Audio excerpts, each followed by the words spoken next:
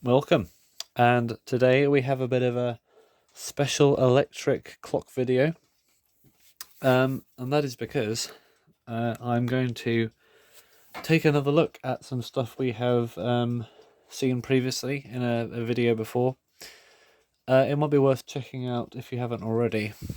A video I did about some electric clocks, a box full of them, and there were lots of different parts and stuff in there, some useful, not so, some not so useful. But there are a couple of cases in there as well, empty cases. And I'll just get them now. So we got this, a very nice Bakelite one, which would have had a 1931 original Smith's electric movement in there. Just zoom out a little bit, or rather step back. So this flexible neck is so irritating. So it would have, this is the front, it would have had little brass feet on it, which we don't have, I'm afraid, but this is what's left of the movement. That's the back, so it would have gone in like this, and this would have gone on the back, and just like that, it is the first edition of a Smith's electric movement. The first one I've ever seen in person. They're not uncommon, or they probably are uncommon. They're not that uncommon though. But I have been unlucky in finding one that is actually usable for a good price. So that's that case over there. And I also had this other case, this wooden one. Quite an interesting looking one. It's an okay condition, but I think the movement that came with this, or rather the only mismatched one that was in the box, was this. And this is the same idea, but it's a later version. I believe the movement that went in here was dated 1940. This isn't it, but it would have been the same kind. It's got a bijou movement. And apparently in the wartime, they had these in the wartime they had these cases which would have originally had the bigger old movements in them, but around by the late 30s they developed the bijou version, which is a smaller one, and to save costs they ended up putting these little movements inside adapted cases, which basically, you know, would have been like this. So you have this little movement in a bigger case, like that, and that would have sort of meant they could put the bijou movement in these old style cases with the big face, big aperture. So that's what this is. I don't see many of these at all, actually, these bijou extenders, I suppose you could say, but unfortunately this one is barely usable, to be honest. The movement that would have been in here, the working one, I've put into something else, mainly because I have no fixer for the dial to stay in here, for the movement to stay in the case, and I have no dial. It would have been painted with some sort of printing on it, and I can't really replace that. But what I did find was a replacement movement, not one of those two, but a sort of one from in between. And this is complete with glass. It's quite heavy as well. It's like a, you know, it's quite a heavy thing. It's a Smith's, I think it's a Mark II movement. It's called the DeLuxe. So it's an improved version of this one, what's left of that. But it has, if I can just get this little mounting off, it has a adjustable plug on the back for some reason, a knob to adjust everything here, and I don't think it's that dissimilar to this one, although it's an improved version. Now, I've never worked on either of these before, so this will be quite an interesting series. I'm going to do a little bit of repair on this, but before so, I'm going to need to decide which case to put this movement in.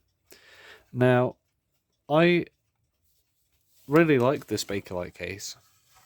It's a really nice quality piece.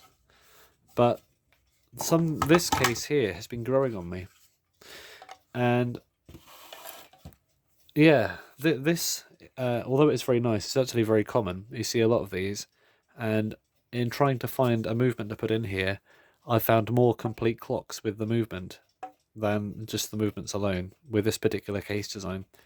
I believe it's one of the more common cases, whereas this I've never seen before. I've never seen the likes of this. So I'm quite keen to take the opportunity to have a rather unusual clock. But what I'll do is, I believe this case is from 1940, and I believe this case is from circa 31. What I'll do is I will start disassembling this movement now to kick off the series. And the way you do that is, as I found with the other ones, you can twist the bezel off, because this whole thing here is a sealed unit. And there's no screws on the back, so everything is, I presume, held in from behind here. If I can get this off.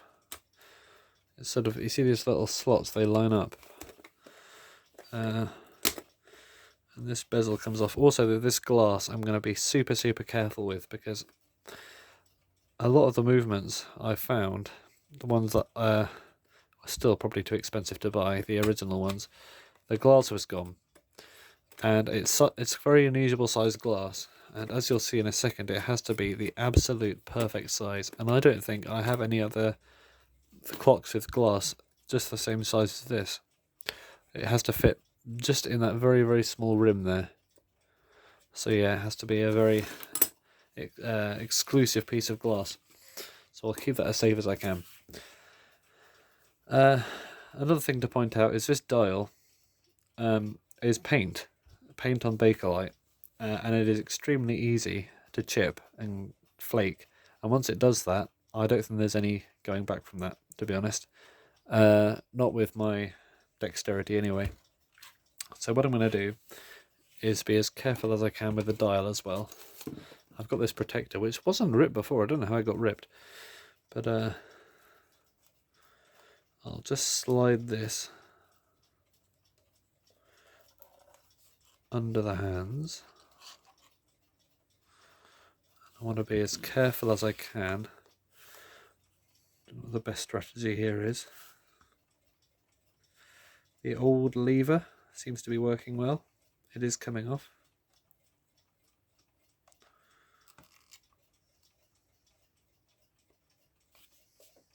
There we go, that's off. Nice hand design. And oh, what happened there? The hand is broken. Alright, what's happened here? Oh, there's glue on there, so it obviously broke at some point before. Yeah, I'll see if I can get this last bit off with my fingernails. Oh, what happened there? Something just went pop. On this. I didn't know that was even there, to be honest. This. I believe this hour hand does need to come off. Yeah, I need to get this off. So, back again with this, and this will be even more hazardous. We're playing with fire. Oh, we got it off without damaging the dial. Excellent. Oh, okay, there we go. So, interestingly, the actual dial itself is domed. I didn't know that, but oh dear. Whew. The actual dial itself is domed, as is the glass, and as are the hands as well. So the whole face, it's quite unusual actually. I don't think I've ever seen that before on a clock. The whole face is domed outwards, so it's quite a nice touch. Although it means there are probably quite a few special parts in here. For example, this dial, this domed dial. Yeah, but worth pointing out, it says Smith Electric instead of Smith's Sectric, which is what the later ones had. I'll just grab a. Have we got a Sectric clock nearby? There we go. Here is a Smith's Sectric. That's what the later ones said, circa 37, so we know it's from before 1937. Okay, we have a date of 1936. I believe that's a date stamp. It makes sense, doesn't it? I looked on a website and it turns out they did say that was the date stamp. Although that brass is extremely odd looking. It's very sort of matted and gold colour. It's almost like cheese. It's like fake cheese of brass. Yeah, that is very unusual looking metal there. But yeah, it looks like we've got a very bizarre looking stuff going on. So I'll probably put the oh, this is the telltale, by the way. I don't know if it's supposed to be slipping on that shaft like that. I suppose it probably is because it's got no resistance on it. But I'll leave that here.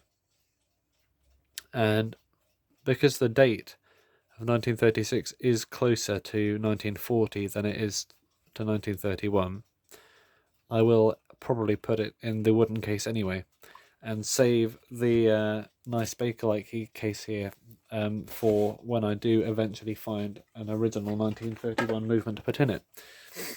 So yeah, we'll be going with this case for now, unless anyone really disagrees with me. But if that's the case, then just, you know, rest assured we will find a original movement sometime. But yeah, I presume I think we can get this out of here now. I don't know how we'll be able to disconnect these connectors from the inside rather. But yeah, someone soldered on some wires onto there, which is not supposed to be there.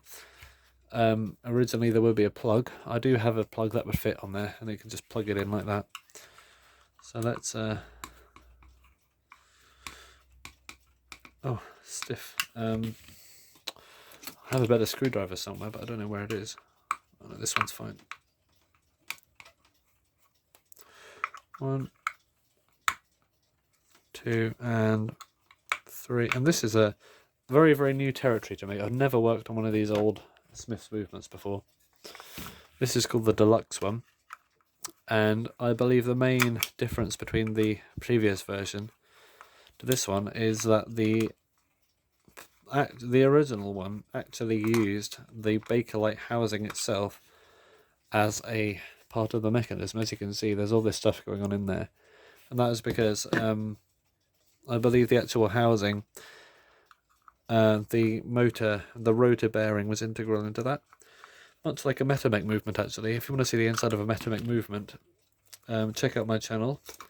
I have videos on Metamech clocks, and as you can see with this one, everything has come out. There's no rotor embedded into there, and instead we have first of all answered our little question of how to get the connectors out. They are in fact connected into the mechanism, and they poke through the back instead of actually being part of the case. But we have this quite bulky motor on the back. So this motor drives it all. There's a lot of oxidation on there, or oxidization, whatever it is. So yeah, I'll leave this till the next video. But very unusual looking, very yellowy, goldy metal there. Compare it to the brass we're usually used to in a mechanism like this. There's, you know, normal brass is shiny and quite pale and silverish, whereas this one is very, very yellow, like a cheese puff or something.